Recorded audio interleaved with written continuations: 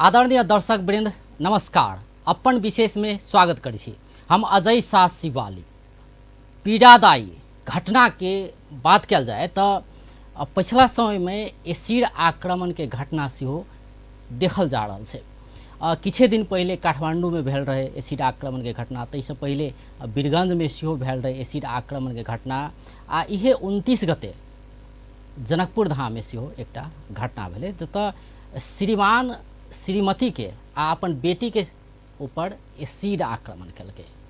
जनकपुर धाम वड़ा नंबर 7 में आरती शाह 21 वर्षक आरती शाह आ ओकर बेटी 3 वर्षक रिया शाह ऊपर ओकरे श्रीमान संजीव शाह एसिड आक्रमण कलकै। एहन किस्म के घटना सब सार्वजनिक भ रहल छै।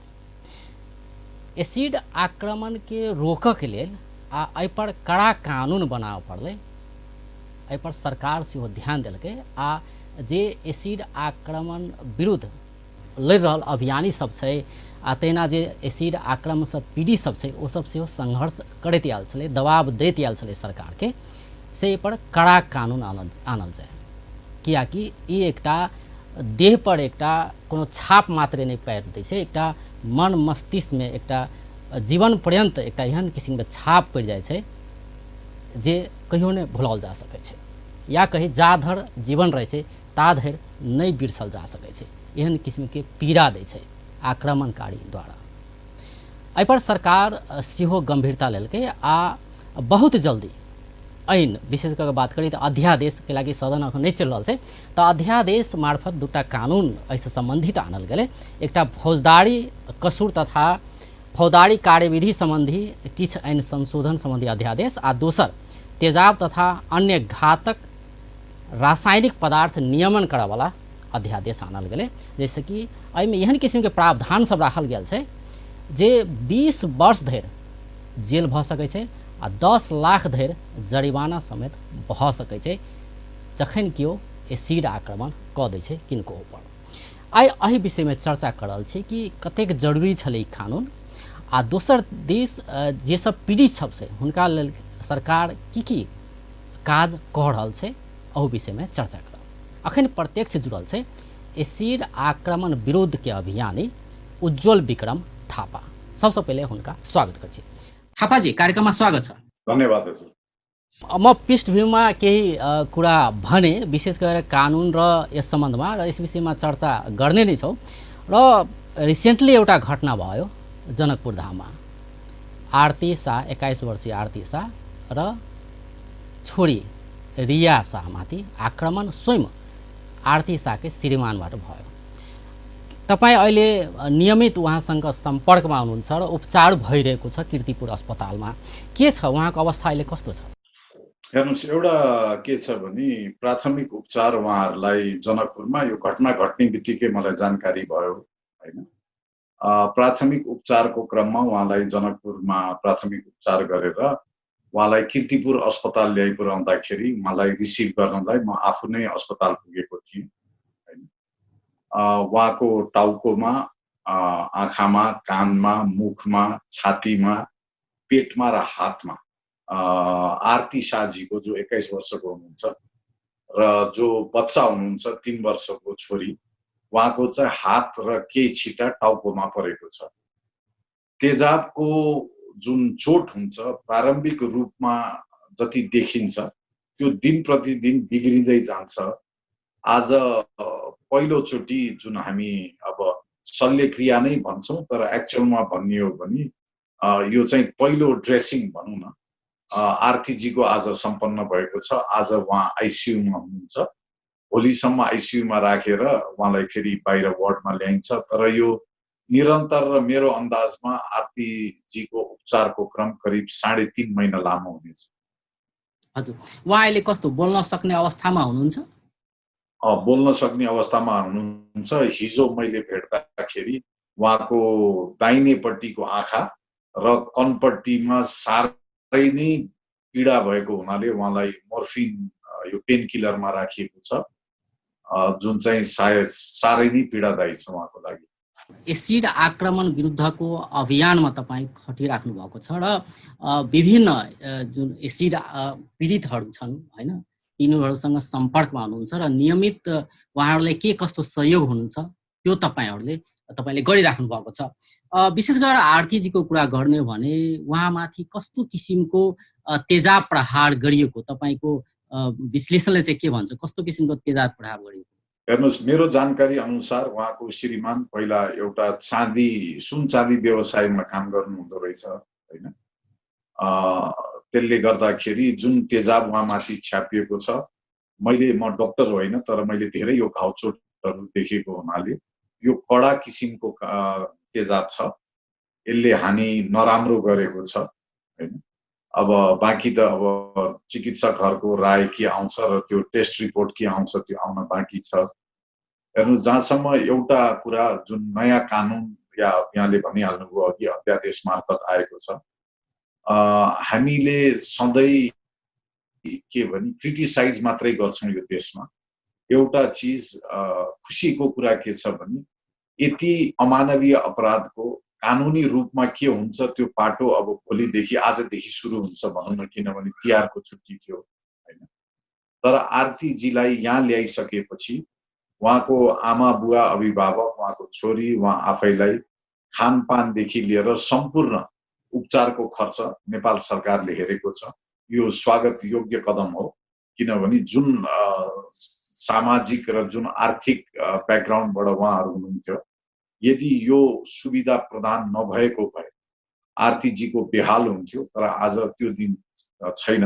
नेपाल सरकारले सबै चिज हेरिदिनु भएको छ। काम चाहिँ सरकारबाट भयो, किनभने असोज 12 गते अध्यादेश आयो, अध्यादेश लागू भयो राष्ट्रपतिबाट र त्यसपछिको सायद यो पहिलो घटना होला होइन, कानुन आइसकेपछिको होइन। उपचारको क्रममा दोस्रो हो, किनभने अध्यादेश आउँदाखेरि पवित्र कार्की उपचार चलिरहेको थियो, तर घटना चाहिँ त्यसपछिको यो प्रथम घटना। हजुर, भनेपछि अब एउटा त यसमा उपचारका लागि समय नै धेरै लाग्ने होइन। अब आरतीजीको सन्दर्भमा भन्नु पर्दाखेरि उहाँको घाउ कस्तो छ र कति समय लाग्छ रिकभर हुन चाहिँ? मेरो हिसाबमा हेर्नुहोस्, उहाँ जो आरती शाहजी हिजोसम्म हुनुहुन्थ्यो या 12 गते भन्दा पहिला हुनुहुन्थ्यो, त्यो आरती शाह त कहिले पनि फिर्ता आउँदैन। उहाँको घाउ चोट निको हुन र जे जति हामीले उपचार गर्न सक्छौँ, मेरो अन्दाजमा उहाँको उपचारको क्रम 3.5 महिना लामो हुन्छ। 3.5 महिनासम्म उपचार निरन्तर चल्ने भयो। अब कानुनको विषयमा अलिक कुरा गरौँ। कानुन सरकारले ल्यायो र तपाईँहरू एकदमै अवधि खुसी हुनुहुन्छ, एकदमै खुसी हुनुहुन्छ तपाईँहरू कि यो सरकारले चाहिँ कमसेकम कानुन एउटा ल्यायो र त्यो पनि एकदमै कडा कानुन कि निरुत्साहित होस् होइन यस्ता आक्रमणकारीहरू जो चाहिँ एसिड नै खन्याउने त्यस्तो किसिमको काम नगरोस् भनेर तपाईँहरू एकदमै उत्साहित हुनुहुन्छ। यो कानुनमा के यस्ता कुराहरू छन् जुन चाहिँ वास्तवमै यस्ता अपराधीहरूलाई चाहिँ तह लगाउनेछ? हेर्नुहोस्, एउटा प्रथम कुरा यसको यहाँले अघि नै भन्नुभयो, दुईटा कानुन छ। एउटा तेजाब तथा रासायनिक पदार्थको नियन्त्रण सम्बन्धी। यो केसमा पनि आरती शाहजीको केसमा पनि जुन पसलबाट अपराधीले तेजाब खरिद गरेको छ उहाँलाई पनि गिरफ्तार गरिसकिएको जानकारी मलाई छ होइन। उहाँलाई गिरफ्तार गर्दाखेरि त्यो पसलबाट 58 लिटर एसिड भेटिएको छ भन्ने जानकारी छ। जहाँसम्म हेर्नुहोस्, एउटा कुरा के छ भने यसमा हामीले जनचेतना र विशेष गरी व्यापारीहरू माझमा चेतना पुर्याउन एकदमै जरुरी छ।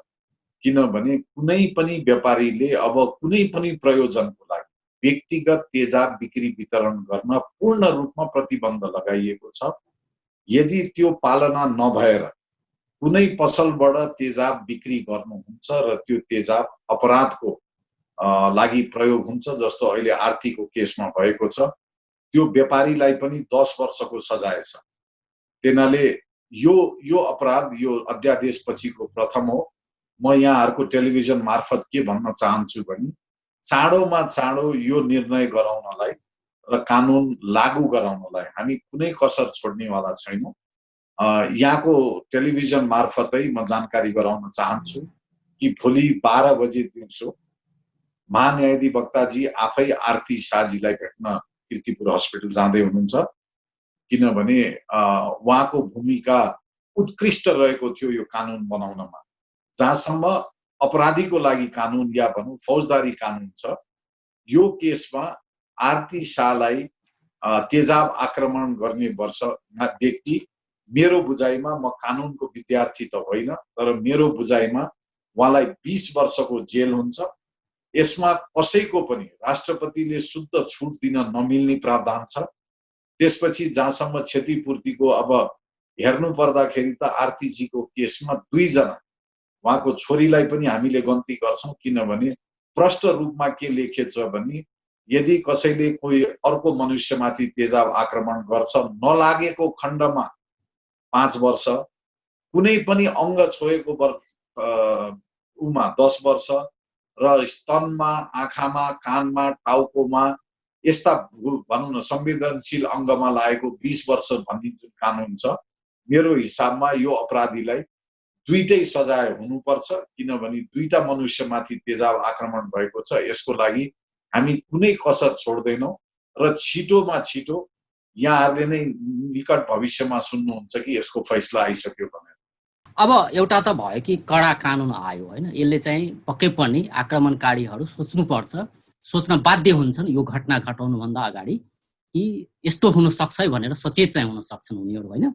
र एउटा कुरा के भन्दाखेरि जुन तपाईँले अघि पनि चर्चा गर्नुभयो कि पसलमा जहाँ पनि यो सहजै पाइन्छ र जुन अहिले कानुन आएको छ तेजाब तथा अन्य घातक रासायनिक पदार्थ नियमन सम्बन्धी कानुन जुन अध्यादेश आयो त्यसमा प्रष्ट लेखिएको छ कि अब पसलमा चाहिँ बिक्री गर्न पाइँदैन, लाइसेन्स लिनु पर्छ, त्यसपछि नवीकरण गराउनु पर्नेदेखि लिएर दुनियाँ बहुत किसिमका प्रावधानहरू राखिएका छन् होइन।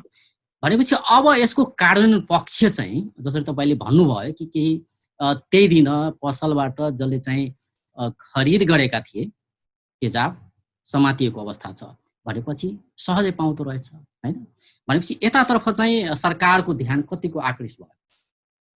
होइन, हेर्नुहोस्, यस्तो एउटा कुरा के हो भने सर्वप्रथम हामीले सम्पूर्ण नागरिक जिम्मेवार केमा हुनुपर्छ भने तेजाबलाई हामीले यस्तोसँग 6.5 वर्षसम्म किन लडिरहेका छौँ भने यो कुनै पनि नेपाली चेलीबेटी या छोराले बेहोर्न नपरोस् भनेर हामी सबै सचेत हुनुपर्छ। जस्तो तेजाब कुनै बहुमूल्य वस्तु होइन, यो चिज बेच्दाखेरिको खासै इन्कम पनि धेरै हुँदैन, न नै मात्रा नै धेरै बिक्री हुन्छ।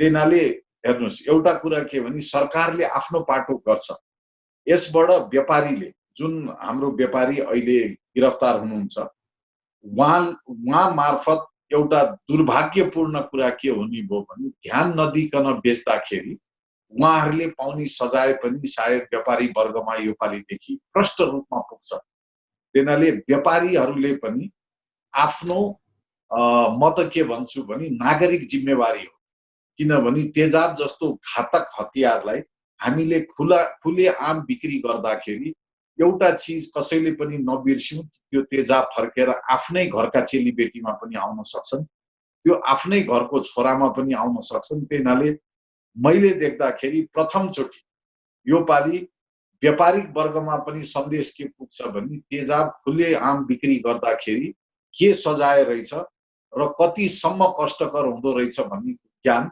सायद यो केसपछि व्यापारी वर्गमा पनि पुग्छ। हामीले एफएनसीसी नयाँ कानुनमा के छ भन्ने कुरा चाहिँ सब थाहा पाउनु आवश्यक छ। यसको खरिद बिक्री खुला रूपमा गर्न पाइएन होइन, लाइसेन्स बिना चाहिँ बिक्री नै गर्न पाइएन, त्यो पनि कुनै पसलले चाहिँ राख्न पाएन, पसलमा राख्न पाइएन, यी कुराहरू चाहिँ ध्यान दिनुपर्छ। आरती टेलिभिजन मार्फत एउटा कुरा के भन्छु भने हाम्रो गाउँमा, हाम्रो देशमा एउटा गलत सोच के छ भने तेजाबले बाथरुम सफा गर्ने। कृपया यो भ्रमबाट सबैजना बाहिर निक्लिनुहोस्। यहाँहरूले बाथरुम सफा गर्नु हुँदैन, यहाँहरूले बाथरुमको पाइप जलाउनुहुन्छ, यहाँहरूले बाथरुमको टाइल जलाउनुहुन्छ। त्यहीनाले तेजाबले बाथरुम सफा गर्ने भन्ने यो भ्रमबाट टाढा जाँदाखेरि पनि धेरै तेजाबको बिक्री वितरण नियन्त्रण हुन सक्छ। यतातर्फ चाहिँ ध्यान दिनु। एउटा त भयो कि घटना घटिसकेपछि चाहिँ कारवाही गर्ने पाटो त छँदैछ होइन, र अर्कोतर्फ घटना हुन नै नदिने के, त्यसको लागि एउटा कुरा त जागरुकता नै चाहियो पहिलो कुरो त होइन। त्यसपछि नियमन निकायहरू जुन जुन छन् तिनीहरूको पनि सक्रियता चाहिने नै भयो। जागरुकताका लागि तपाईँलाई के लाग्छ, के गर्नु पर्ला जस्तो छ? हेर्नुहोस्, हामीले पहिलो कुरा त व्यापारिक छाता सङ्गठनहरू मार्फत यो सन्देश देशभरि फैलाउन खोज्दैछौँ। किनभने उहाँहरूको पनि आफ्नो आफ्नो छाता सङ्गठन छ, चाहे त्यो एफएनसिसिआई भनौँ या अरू भनौँ न खुद्रा व्यापारिक समुदायका भए, हार्डवेयर पसलका एसोसिएसनहरू भए, विद्युतको काम गर्ने एसोसिएसन भयो, गाडीका सरसामग्रीका एसोसिएसन भयो। किनभने हेर्नुहोस्, यसमा व्यापारीले 2-4 रुपियाँ कमाउने सोचले जब तेजाब बिक्री गर्छ, उहाँहरूलाई एउटा कुरा प्रष्ट के हुनुपर्छ भने त्यो अपराधिक गतिविधिमा प्रयोग हुँदाखेरि यहाँ पनि पूर्ण रूपमा जिम्मेवार हुनुहुन्छ। त्यसैले तेजाब यदि सक्नुहुन्छ भने बेचबिखन बन्द गर्दा राम्रो हुन्छ। किनभने त्यो धेरै मात्रामा बिक्ने चिज पनि होइन र धेरै पैसा कमाइ हुने चिज पनि होइन। यदि यहाँहरूको पसलबाट बिक्री हुँदाखेरि अपराध भएको खण्डमा चाहिँ यो कानुन कति कडा छ भनेर सबैलाई थाहा हुन्छ। त्यसैले मेरो विनम्र अनुरोध व्यापारिक वर्गहरुमा यो सचेतता जागोस्, उहाँहरूले पनि आफ्नो नैतिक जिम्मेवारी ठानेर तेजाबको सम्बन्धी के कानुन आएको छ सिडिओ कार्यालयमा सम्पर्क गर्नुस्, वाणिज्यमा सम्पर्क गर्नुस्, उद्योगमा सम्पर्क गर्नुस् र त्यो अनुरूप मात्रै यदि बेच्नुपर्छ भने बेच्नुस्, अन्यथा बेचबिखन बन्द गर्दा राम्रो हुन्छ। हजुर, अब के हुन्छ भने एसिडको प्रयोगको कुरा गर्ने हो भने विशेषतः ब्याट्रीमा प्रयोग हुने गर्छ हैन। एसिड अरू तपाईँले अघि भनिहाल्नुभयो कि सफाइको लागि पनि प्रयोग गरिन्छ, तर त्यो चाहिँ उचित नहोला, त्यसको लागि अन्य सामग्रीहरू उपलब्ध छन् हैन। र विशेष गरेर ब्याट्रीमा प्रयोग हुन्छ एसिड र यो चाहिँ दिनचर्यामै हामी प्रयोग नै गर्छौँ हैन। भनेपछि यसको उपलब्धताको कुरा पनि आयो हैन। फेरि पसलहरूमा चाहिँ निषेध गरिएको कुरा पनि छ। यसबारे अझै अलि प्रश्न गरिदिनुस् कि अब कसैले भनौँ न ब्याट्री कुनै पसले छन् भने तिनीहरूले राख्न पाउने कि नपाउने के रहेछ व्यवस्था? हैन, नयाँ कानुनमा के छ भने यदि यहाँहरू कुनै संस्था या कुनै कारखाना या कुनै कम्पनी मार्फत किन्न चाहनुहुन्छ भने त्यसको लागि लाइसेन्स छ हैन। सिडिओ कार्यालयमा मेरो यो काममा तेजाब प्रयोग हुन्छ भनेर यहाँले निवेदन दिएपछि त्यो लाइसेन्स पाइन्छ। यहाँले खरिद गर्दाखेरिको बिल, त्यो कहाँ प्रयोग गर्नुभयो त्यसको लगबुक तपाईहरुले मेन्टेन गर्नुपर्ने हुन्छ। यदि जो व्यापारी छ उनले पनि बिना त्यो भनौँ न लाइसेन्सको बेचबिखन गर्न पाउँदैन। कुनै व्यक्ति आएको खण्डमा उहाँको परिचय, नेपाल सरकारले दिएको परिचय पत्र, उहाँको सम्पर्क नम्बर, के कारणको लागि तेजाब खरिद हो, त्यो लगबुक मेन्टेन गर्नुपर्छ र सिडिओ कार्यालयमा त्यो लगबुक मागेको खण्डमा 1 वर्षसम्म उहाँहरूले प्रोभाइड गर्न सक्नुपर्छ। त्यसैले जुन मैले भने नि, तेजाब यदि कुनै व्यापारिक वर्गलाई या कुनै भनौँ न कामकाजको सिलसिलामा चाहिन्छ भने त्यसको लाइसेन्सिङ जुन तरिका छ त्यो साह्रै कठिन छैन। सामान्य रूपमा भन्दाखेरि लाइसेन्स चाहिँ लिनु पर्यो, बेच्नु छ लाइसेन्स तेजाबको एउटा लाइसेन्स लिनु पर्यो जिल्ला प्रशासन कार्यालयबाट। जिल्लालाई जस्तो सुन चाँदी व्यवसायी छ उहाँहरूलाई तेजाब नभइकन कामै हुँदैन हैन। तर सुन चाँदी व्यवसायीहरूले पनि आफ्नो ल्याएको यदि कुनै तेजाब यहाँको वर्कसपमा राख्नु भएको छ भने त्यसलाई सुरक्षित व्यवस्थापन गर्ने जिम्मा पनि त्यही संस्थाको, त्यहाँबाट लिक भएको खण्डमा त्यो संस्था पनि फस्ने सम्भावना हुन्छ। खरिद गरेर लैजाने व्यक्तिको सम्पूर्ण जिम्मेवारी त दिने पक्ष नै हुने भयो त्यहाँ। हजुर, कुरै छैन। खरिद गर्नेले लापरवाही गरेको खण्डमा चाहिँ त्यो बेच्ने व्यक्ति चाहिँ त्यहाँ भागीदार हुनेछन् हैन त्यहाँ चाहिँ। हजुर, हो हो। हजुर, अब एसिड आक्रमण र यसबाट पीडितहरू जो छन् अहिलेको कुरा गर्ने भने के छ, तथ्याङ्क के छ? अहिले चाहिँ नेपालमा कतिजना छन्? अहिलेसम्म नेपालमा 17 वटा, अब यो आरती साजीको जोडेर 18 वटा केस भए, जसमा 21 जना पीडित हुनुहुन्छ। जस्तो आरतीको केसमा पनि 2 जना गन्ती हुन्छ किनभने आमा छोरी हुनुहुन्छ। पहिलाको 17 वटा केसमा 21 जना हुनुहुन्थ्यो, 19 जना हुनुहुन्थ्यो। अब 18 वटा केसमा 21 जना हुनुहुन्छ। 21 जना पीडित भयो। हजुर, जसमा 4 वटा पुरुष र बाँकी सबै महिला हुनुहुन्छ हैन। अहिलेको परिस्थितिमा तेजाबको हामीले पुनर्स्थापनाको जुन कार्यक्रम चलाएका थियौं, जसमध्येमा मुस्कान खातुन र रौतहटको हाम्रो सम्झना दास, सुस्मिता दास, उहाँ 2 जना विद्यालय गइसक्नु भयो। उहाँहरू पढ्दै हुनुहुन्छ। 3 जना चेलीहरू एउटा ब्याङ्कमा काम गर्दै हुनुहुन्छ। 2 जनालाई यो तिहारको लगत्तै पछि आयल निगमले जागिर दिएको छ। यो रूपमा उहाँहरूलाई पुनर्स्थापनको पनि कार्यक्रम पीडितहरूलाई पुनर्स्थापन गर्ने काम चाहिँ सरकारले गर्दै आएको छ। यो पनि सरकारको जिम्मेवारी हो। हजुर, उनीहरूले पुनर्स्थापन गर्ने। हजुर। को उपचारको हदको कुरा गरौँ, जस्तै कि अब कतिसम्मको उपचार खर्च सरकारले बेहोर्ने हो? सम्पूर्ण उपचार खर्च दिने हो कि? तेजाब आक्रमणको केसमा उहाँहरूलाई तेजाबले भएको क्षतिको जीवनभरिको उपचारको जिम्मा नेपाल सरकारले बोकेको छ। जस्तै यसमा हुन्छ नि, अब पहिला त उपचार गराउने, त्यसपछिको कुरा हुन्छ फेरि अलि त्यसपछि प्लास्टिक सर्जरीको कुरा आउन सक्ला, होइन, अरू कुराहरू पनि आउन सक्ला भनेपछि कहाँसम्म त्यसको एउटा लिमिटेसन सरकारले तोक्यो? जहाँसम्म तेजाबको उपचारको कुरा छ, एउटा कुरा हामीले बुझ्नुपर्ने के छ भने उहाँहरूको जस्तो मेन हामी 5 चिजलाई गन्छौँ: आँखा, कान, नाक, घाँटी, मुख र हातखुट्टा। किनभने यो चिजहरू नभइकन सामान्य जीवन चलाउन सकिँदैन। उहाँहरूलाई पुनर्स्थापनको लागि र सामान्य जीवनमा फर्किनलाई चाहिने जति पनि उपचार हुन्छ त्यो गराइन्छ। जुन यहाँले भन्नुभयो सौन्दर्यताको भाग नेपाल सरकारले बेहोर्दैन। त्यो बेहोर्दैन सरकारले, त्यो बेहोर्दैन। उपचारमा लाग्ने खर्च सम्पूर्ण बेहोर्छ, त्यसपछिको चाहिँ आफै गराउनु पर्छ। होइन, त्यसपछिको यदि कस्मेटिक पार्ट छ भने आफूले गराउनु पर्यो। तर तेजाबको जलनले, जस्तो मानौ कसैलाई तेजाबको जलनले कानमा चोट थियो, उहाँको 10 वर्षपछि बल्झियो भने पनि त्यो चाहिँ नेपाल सरकारले पुनः गराउँछ। जो पीडितहरू छन् नि नेपालमा अहिले देखिएका पीडितहरूको कुरा गर्ने हो भने कारण, मुख्यतः कारण चाहिँ के देखियो? अहिलेसम्मका जुन पीडितहरू छन् तिनीहरूमा चाहिँ केही पुरुषहरू पनि तेजाब पीडित भएका छन्, होइन, र महिलाहरू त अत्यधिक सङ्ख्यामै छन्। के कारणहरू देखिएको अवस्था छ? होइन, यो हेर्नुहोस्, एउटा कुरा के छ भने मैले चाहिँ, किनभने यो धेरै नजिकबाट धेरै पीडितहरूसँग सम्बन्ध गरेँ, धेरैको उपचार गराएँ। म एउटा कुरा प्रष्ट के गर्न चाहन्छु भने बहाना जेसुकै होला, होइन, तर यो मानसिक सन्तुलन ठिक नभएको मान्छेले गर्ने अपराध हो।